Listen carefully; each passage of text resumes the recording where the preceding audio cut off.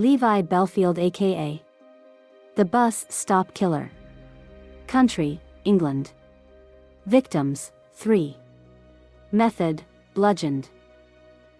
A vehicle is an unusual weapon of choice for a serial killer.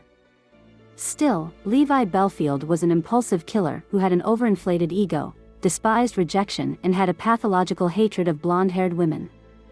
The former nightclub bouncer and manager of a car clamping business was convicted in February 2008 of murdering 19-year-old Marsha McDonnell in 2003 and 22-year-old Amelie Delagrange in 2004, and of the attempted murder of 18-year-old Kate Sheedy, also in 2004.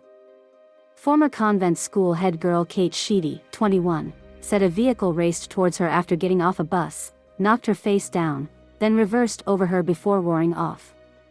She wept, "He drove over me twice."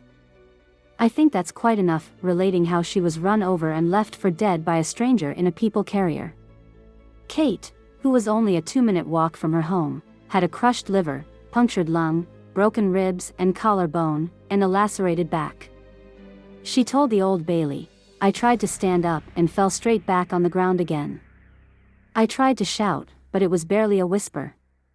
I crawled some distance and collapsed again. I realized I was severely injured and needed help. I phoned my mother, then an ambulance." From the case files of The People and the Daily Mirror. Ex-nightclub bouncer Levi Bellfield, 39, was allegedly at the wheel of the People carrier, which had blacked out windows and was filmed on CCTV. Bellfield was said to have stalked bus stops looking for women victims. Kate, then 18, told how she got off a bus near her home in Isleworth, Middlesex, after a night with friends celebrating her last day at school. She said, "I started to walk and became aware of a parked vehicle. Its engine was running, and the lights were off. The windows were blacked out. It made me feel very nervous. I don't know what it was, maybe some sixth sense." Kate said she crossed the road to avoid walking past the People carrier. She went on, "As I got to the middle of the road, the car's lights flashed on, and the engine revved. It pulled away and looked like it was driving away from me. But it did a U-turn, came back down the road, drove straight towards me, and hit me. I was thrown face down to the ground.